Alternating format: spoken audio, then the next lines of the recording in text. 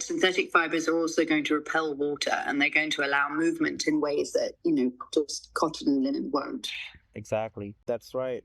So I totally agree with that. Also, your collaboration with Mary. Yeah, by Mary. Yeah. What's the full form of that?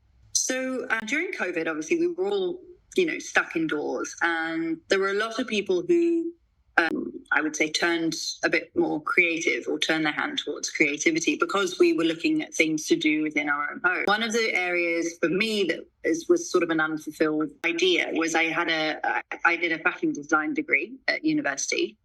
With a pathway in fashion promotion and enterprise. Having done the degree, I realized that it was so carbon heavy and I had no desire to sort of create my own line. But an opportunity came up that was quite interesting with a friend of mine who has her own sustainable slow fashion brand that's based in the UAE. And me having championed, obviously, local designers and things previously, she said, look, why don't we do something together? I know you know about fashion design and you know the steps it takes. You also know how we can reduce the steps and make it less carbon heavy. And, we created something that both of us decided would be items that A, we would wear, and B, they would be seasonless. So all natural fibers, predominantly linens. Wow. Organic linens. Okay. But it meant that they would, be able to be bought, not just for one season. No, yeah, so I would say that if we put some thoughts into it, even though I'm not totally against plastic, because being honest, I don't think we could, but plastic has a big life impact on our lives now, and it's very hard to get rid of it. But the thing is, if we can recycle it properly as much as we can and use for the thing that it should be need, so I think that would be a great balance to do that. And even though, starting a clothing line and making new clothes, as we all know, there's enough clothes made for the next 6 generations. So we don't need any more clothes. Even though I started the clothing line, and my point of view, or what I tell people is, I said, everything that you need is already in your wardrobe. Whenever you need something to wear, just open your drawer, open your wardrobe, everything is in there. But if you need to buy something more, just go for the sustainable brands or ethical brand that, supporting the planet and supporting the people. We all have equal rights. So, it's a big topic about the ethical fashion too, so the production and all that. So exactly, so I agree. So how do you personally balance the quality, style, and sustainability in your life? For me, two of the most important rules I have in my own personal life are, with a wardrobe, it's one in, one out. So if I need to put something in my wardrobe, I make sure that I'm either upselling, thrifting, or donating an item that is still wearable and nice. And it's helped me really manage that kind of need to shop, because the decision to actually get something, out, and it's not just, one pair of shoes in, a top out. I have to take a pair of shoes out. So I make sure it's trickier for me to put anything new into my wardrobe. And the second thing for me is I shop secondhand first. So if I can find it secondhand, which has reduced its carbon footprint by 68% anyway, just by shopping secondhand, then I'm happy to buy it.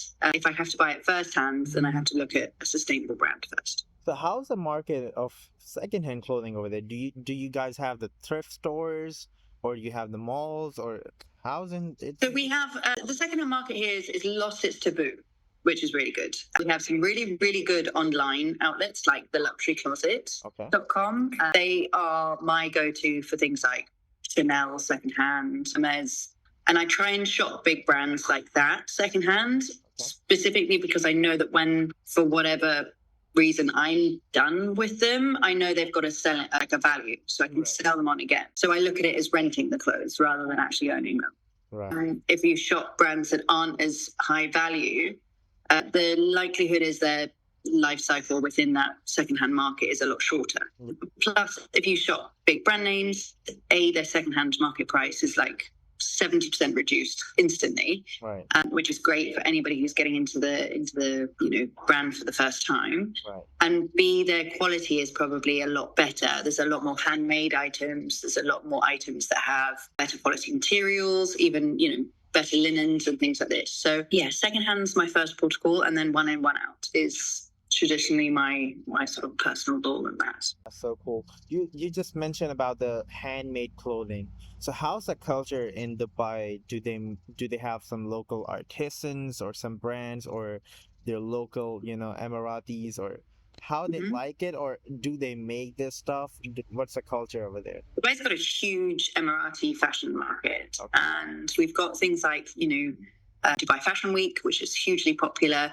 You see local and regional brands that are on, the Met Gala steps, the red carpets at movie premieres, Cannes as well. The names that used to be just Zuhair Murad and Elisab being the big ones coming out of the Arab world are, few and far between. We've got so many local brands now, which is amazing. There's some fantastic designers, not just in fashion, but in jewelry as well. Mm-hmm. And to sort of see them come from the region. Maybe we've, been at events and things together in the past, and see them on the red carpet in these spaces really shows you that anyone with a dream can get there. Also, you mentioned when we, having a conversation before the podcast, you were telling me that you also work with the government. Tell me a little bit of experience about that, and also how the government support or have the rules for the local production houses.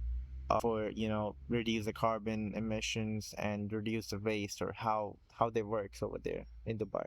So no, I've not ever worked with the government in that respect, but with ASRAC, for example, we are government approved. Oh. So what that means is that we are allowed to accept CSR sponsorship. Okay. So we help make other corporate companies who are looking to support different local NGOs from an ESG compliance perspective. This is something that ASRAC is allowed to offer. So, we would go into some of the big oil companies or, big corporate world and offer them a way to kind of, reduce their carbon emissions, to give them carbon credits in that respect, and then also to get a bit more hands-on and do things like beach cleanups with us, plant mangroves with us, and even the coral planting or ghost net diet, depending on their abilities. So one of the things that's really interesting to see is how Dubai is welcoming this change. There's a lot of corporate governance and compliance will come into consideration if you are an NGO or a not-for-profit organization, just to make sure that everything is above board. But we are all volunteers.